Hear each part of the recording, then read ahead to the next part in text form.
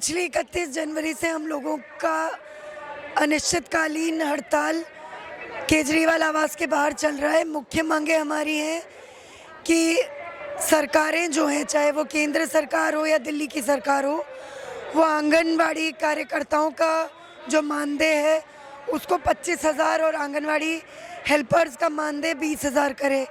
इसके अलावा 2018 अक्टूबर में नरेंद्र मोदी सरकार ने घोषणा की थी कि वो आंगनवाड़ी वर्कर्स का मानदेय 1,500 रुपये बढ़ा रही है और हेल्पर्स का मानदेय 750 रुपये बढ़ा रही है। लेकिन आज 3.25 साल होने के बावजूद भी ये मानदेय वर्कर्स हेल्पर्स के अकाउंट्स में नहीं आया है।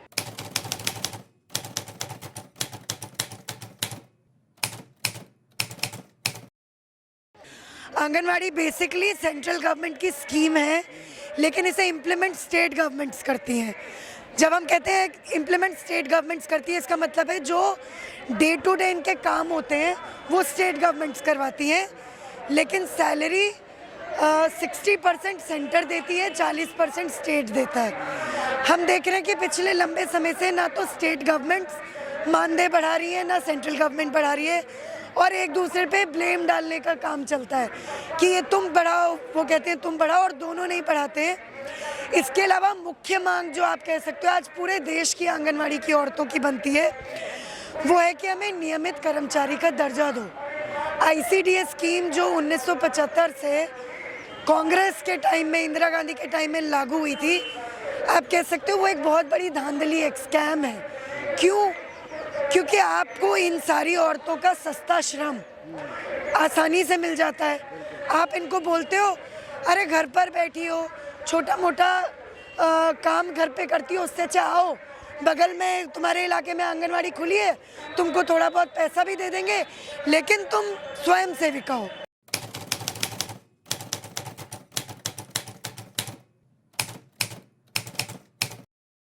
ये एक इन्होंने जो गवर्नमेंट से इन्होंने आम लोगों में भी इस बात को बिठा दिया है।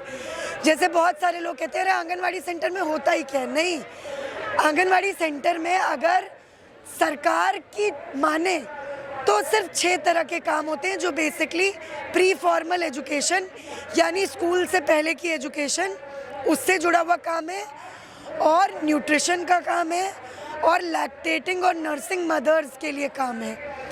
लेकिन ये सिर्फ ये काम नहीं हो रहे हैं। आंगनवाड़ी की औरतें क्या कर रही हैं?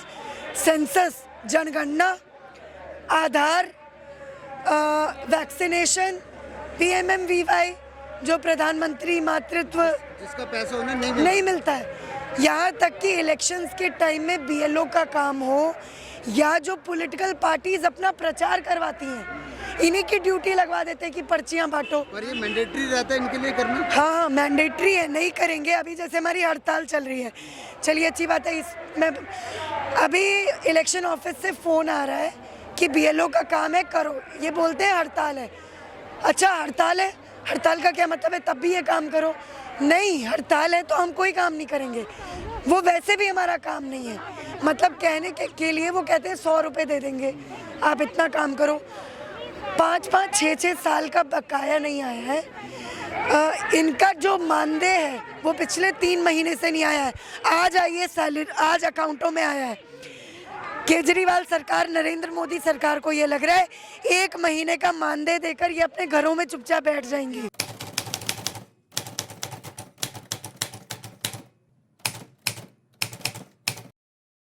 यानी कि हम जो 25,000, 20,000 की मांग कर रहे हैं, केजरीवाल भी बढ़ा सकता है, नरेंद्र मोदी भी बढ़ा सकता है। डेफिनेटली नरेंद्र मोदी बढ़ाएगा तो वो पूरे देश के लिए बढ़ेगा, क्योंकि वो किसी एक राज्य पे लागू नहीं होगा। कोई कह सकता है आप यहाँ क्यों बैठे हो? क्योंकि ऑब्वियसली इमीडिएटली दिल्ली में रूल जिसका है या स्टेट्स में जिनका रूल होता है, हम उनको अप्रोच करते हैं। इसका ये मतलब नहीं है कि हम सेंट्रल गवर्नमेंट को कटघरे से बाहर खड़ा कर रहे हैं। सेंट्रल गवर्नमेंट के पास ही एकमात्र पावर है कि वो हमें कर्मचारी का दर्जा दे, लेकिन स्टेट गवर्नमेंट्स क्या कर सकती हैं? स्टेट गवर्नमेंट्स अपनी अपनी विधानसभाओं में इस बात की अनुशंसा कर सकती हैं कि आपकी ये डिमांड लेजिटिमेट है, जायज़ है, हम आपकी डिमांड के साथ खड़े हैं, आप लड़ो, हम आपका समर्थन करते हैं।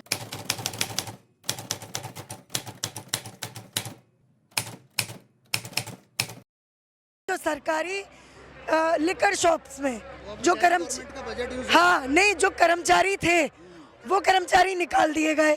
मेरे पास उनके फ़ोन आए कि हम गवर्नमेंट के लिकर शॉप्स में थे लगे हुए, हमें निकाल के इन्होंने प्राइवेट लिकर शॉप्स गली गली कूचों कूचों में खोल दिया है। यानी कि ठीक ठाक आमदनी केजरीवाल सरकार एक्साइज के ज़रिए कर रहा है। वो पैसा कहाँ जा रहा है? क्योंकि केजरीवाल सरकार हमेशा रोना रोती है मेरे पास फंड्स की कमी है, लेकिन यही सरकार 2021 में अपने मंत्रियों का, अपने नेताओं का वेतन भत्ता 66% बढ़ा देती है। चुनाव खर्च पे हर महीने 29 करोड़ रुपए खर्च किया जा रहा है। पंजाब में, गोवा में, उत्तराखंड में मेरे अन्य संगठन जो बिरादर संगठन है वो हमें रिपोर्ट दे रहे हैं कि इसने यहाँ की मीडिया को टोटली खरीद लिया है।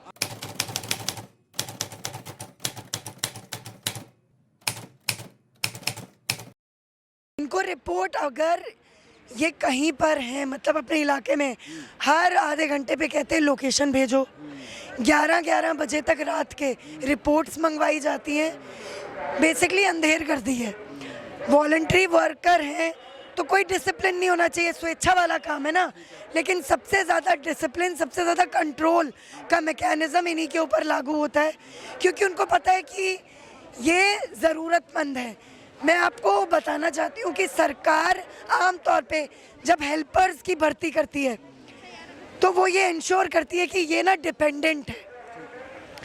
अगर आप विधवा हो, सिंगल मदर हो तो कहेंगे आ जाओ। क्यों कहते हैं? इसलिए नहीं कि उनको उनकी चिंता है, इसलिए क्योंकि उनको पता है कि ये इतने वल्नरेबल हैं, इतने आरक्षित हैं कि ये आवाज़ ही नहीं उठाएंगे।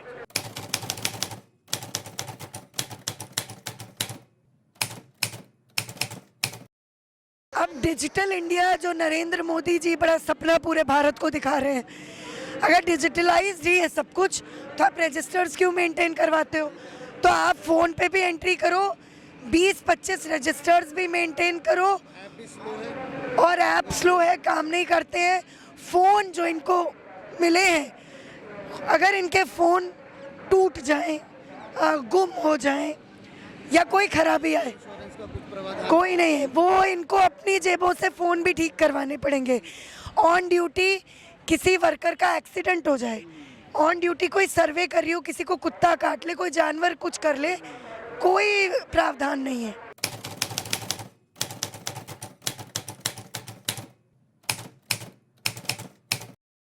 काम वैसे 9 से 2 का है, 5 घंटे का काम है। दिल्ली गवर्नमेंट ने रिसेंटली एक स्कीम लाई है, SSK सहेली समन्वय केंद्र, जिसमें टाइमिंग वो 4 बजे तक कर रहे हैं। हमने शुरू से ही कहा है हमारी बहनें 5 बजे तक काम करने को तैयार हैं। 9 से 5 वर्किंग आवर्स करो, 8 घंटे का काम का दिन करो, कर्मचारी का दर्जा दो, ESI PF दो, वेतनमान लागू करो। C ग्रेड और D ग्रेड जो एम्प्लॉइज सरकारी होते हैं वो इन पे लागू करो, हमें कोई प्रॉब्लम नहीं है, हम करेंगे काम।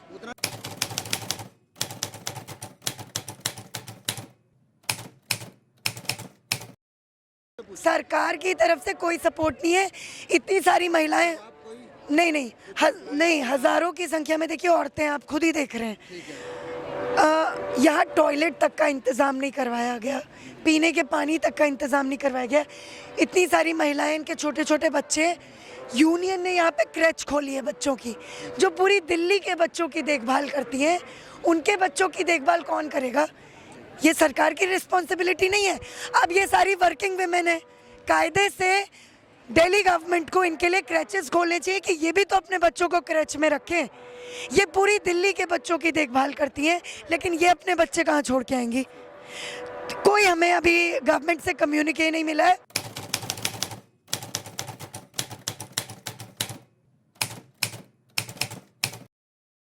केजरीवाल साहब तो शायद, प्रैक्टिसिंग लॉयर है। हम देखिए कोर्ट तब तक नहीं अप्रोच करेंगे। अच्छा, अभी आप नहीं करेंगे? नहीं करेंगे, हम नहीं करेंगे। हमें पता है कि इस देश की जुडिशरी क्या उसका कैरेक्टर क्या है। एक बार हमने जुडिशरी को अप्रोच किया, हमें पता है वो हमें कहेंगे ये तो मामला सब जुडिस है, हड़ताल ख़त्म करो। हड़ताल हमारी किसी कीमत पे ख़त्म नहीं होगी।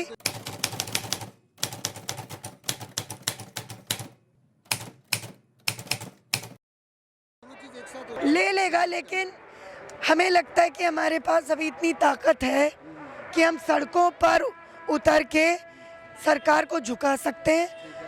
हमें ये भी पता है कि ये सरकारें अभी निगम के चुनावों में हमारे बीच आएंगी। यही आंगनवाड़ी की औरतें उस वक्त इनको याद दिलवाएंगी कि तुमने हमें सर्दी के पीक पर दिल्ली की सड़कों पर बिठाया था। और ये अभी क्यों याद दिलाया जा रहा है? बिल्कुल अभी ये टाइम के चुनाव। अभी नहीं, अभी ऑब्वियसली क्योंकि ये एक मौका है। हम मेरे बारे में आमतौर पे आम आदमी पार्टी भाजपा वाले ये कहते हैं ये इशू तब उठाती है जब चुनाव आने वाले होते हैं। बिल्कुल वही पूछ रहा हूँ। अव्वलन तो ये झूठ है, क्योंकि हम लोगों ने 2015 में हड़ताल की, 2017 में हड़ताल की, उसके बाद हमने बहुत सारे प्रदर्शन किए जो किसी चुनाव के टाइम पर नहीं थे। लेकिन ऑब्वियसली मैं ये सवाल तो नरेंद्र मोदी और अरविंद केजरीवाल से भी पूछती हूँ, आपको जनता की याद चुनावों के वक्त क्यों आती है? आप 5 साल में जनता को कोविड महामारी में मरने के लिए छोड़ देते हो। आप अयोध्या और राम टेम्पल बनवाने में, हिंदू मुसलमानों का मसला उठाने में एक आदमी को दूसरे आदमी का, एक बहन को दूसरी बहन का दुश्मन बनाते हो। तब तो आपको कुछ नहीं, जनता की कोई याद नहीं आती है। आप सारे लेबर लॉज को ख़त्म कर देते हो, तब तो आपको जनता की याद नहीं आती है। चुनावों के वक्त में आप हमारे बीच में आते हो और हमसे वोटों की भीख मांगते हो। आप चुनावी मेंढक हो, लेकिन डेफिनेटली हम इस देश के नागरिक हैं और हम भी आपको याद दिलाएंगे इसी चुनाव के मौसम में। देश के नागरिक का बिल्कुल पीसफुली लॉ मेंटेन रखना और गवर्नमेंट। आप यहाँ बताओ, हम तो निहत्थे हैं। हम मैंने आपको इसलिए बोला लीगली, अगर आप लीगली भी जा सकते थे बट प्रोटेस्ट भी कर। प्रोटेस्ट मेरा फंडामेंटल राइट है, ये right to freedom of expression है। ये तो सबसे ज़्यादा कानूनी तरीका तो यही है लड़ने का, इससे बड़ा कानूनी तरीका कोई नहीं है। कागज़ पत्री से, कोर्ट कचहरी में दरखास्त लगाने से आज तक मजदूरों का कभी भला नहीं हुआ है। मजदूरों का भला मजदूर आंदोलन करके हुआ है, हड़तालें करके हुआ है, और ये मजदूरों का सबसे बड़ा राजनीतिक हथियार है। हम इस हथियार को किसी कीमत पर नहीं छोड़ सकते।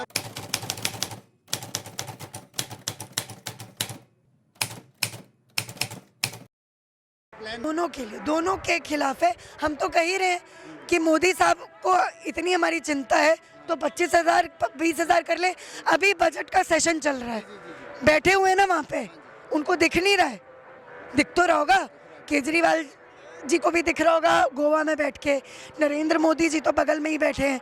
अगर वो अभी विदेश यात्रा पे ना गए हों तो, है ना, तो उनको दिख तो रहा ही होगा। तो दिख रहा है तो आ जाओ, बोलो वहाँ पे।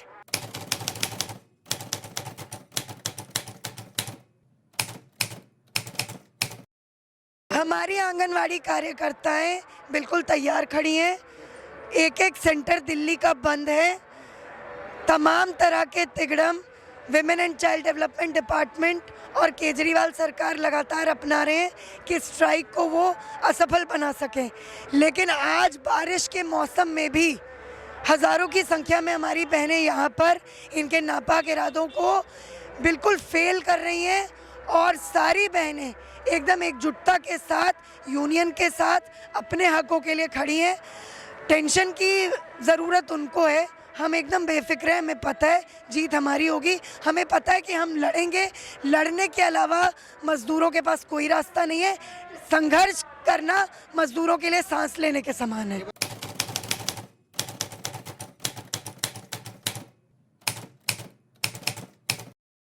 मेरा नाम शिवानी कौल है और मैं Delhi state anganwadi workers and helpers union की प्रेसिडेंट हूँ, पॉलिटिकल एक्टिविस्ट हूँ।